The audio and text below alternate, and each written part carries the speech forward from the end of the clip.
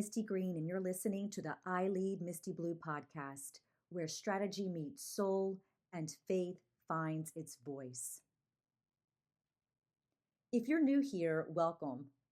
Around here, we switch it up a little. Some episodes focus on leadership and the ever changing ecosystem of education, while others explore the life lessons that really shape who we become. Today's conversation is one of those life conversations. Often you'll also hear me weave faith into many of my episodes. It's the anchor of my life. It's the foundation that influences how I lead, how I love, and how I navigate challenges, and even how I make sense of the world around me. Whether you share that faith or simply enjoy thoughtful conversation, my hope is that you'll take what resonates with you, leave with something meaningful, and continue growing in your own journey. So pull up a chair, the table is set. There are certain truths that really take time to fully understand, not because they're complicated, but because they require lived experience before they truly settle into clarity. They're the kind of truths you can hear early on, but you don't fully recognize them until you have walked through enough situations to see the pattern for yourself. One of those truths is this: love is a feeling, but character is a pattern. And that distinction matters more than most people realize, because it's possible to feel deeply connected to someone while simultaneously experiencing a level of inconsistency that makes the relationship difficult to sustain. And those two realities can coexist. And when they do, they create an internal tension that is often hard to explain, especially if you value connection, if you value loyalty, consistency, and emotional depth. Love in its purest form is not the issue. The issue is often what follows it, because love can create a moment, but character determines whether that moment can be sustained. And over time, what becomes clear is that effort is not automatic simply because feelings are present. Effort is a choice, and it shows up in behavior, not in intention. It shows up in follow through and consistency, and the ability to remain engaged even when it's uncomfortable to do so. And repair. Repair in the same way is not something that exists in words alone. It's action. It's in the willingness to make adjustments, to change patterns, and to demonstrate through behavior that something has actually shifted. And this is where many people find themselves truly confused, because sincerity can feel convincing. Someone can acknowledge where they have fallen short or created a misstep, and they can express regret, even articulate a desire to become better. And in that moment, they mean it. Those moments are real, and they shouldn't be dismissed, but they aren't the same as true transformation. Sincerity, it's emotional, but consistency is a behavior.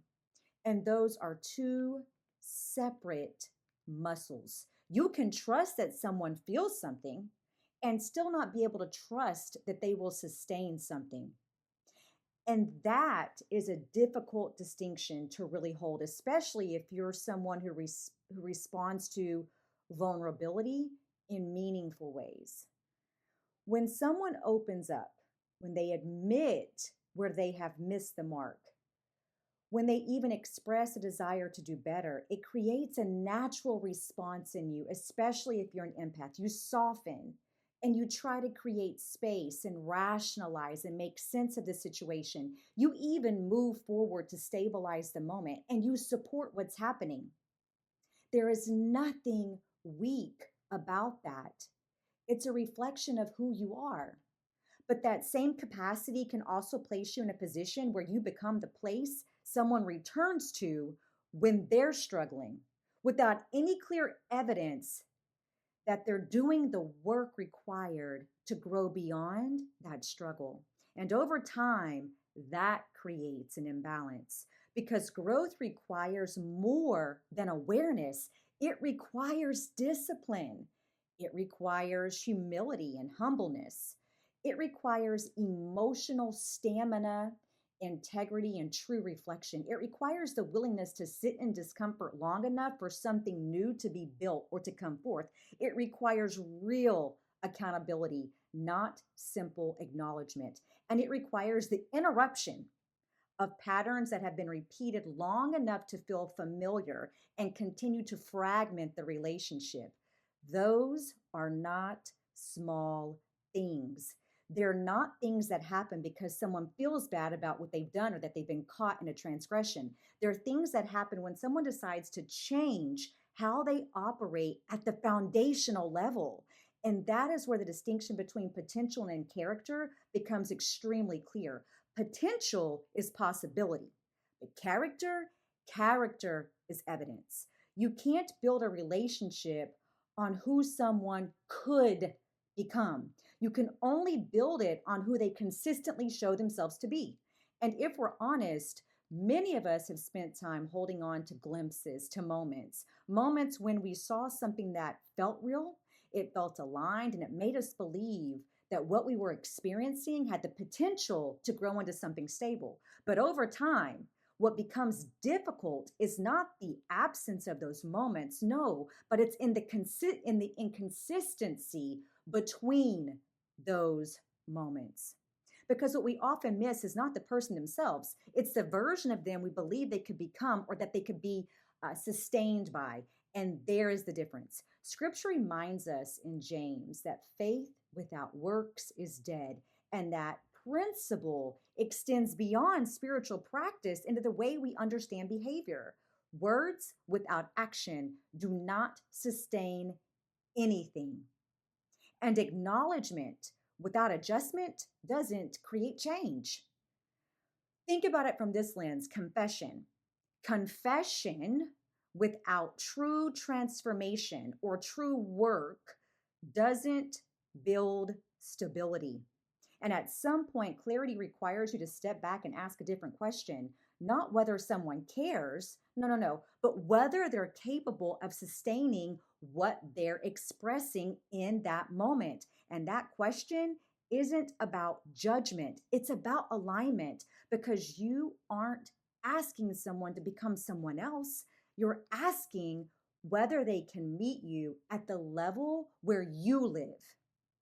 And that level includes emotional accountability, it includes consistency, and the ability to remain present without retreating when something becomes difficult. That is not perfection, that is capacity. And capacity matters because relationships are not built in moments, they're built in patterns. This is Misti Green, and you've been listening to the I Lead Misty Blue podcast, where strategy meets soul and faith finds its voice.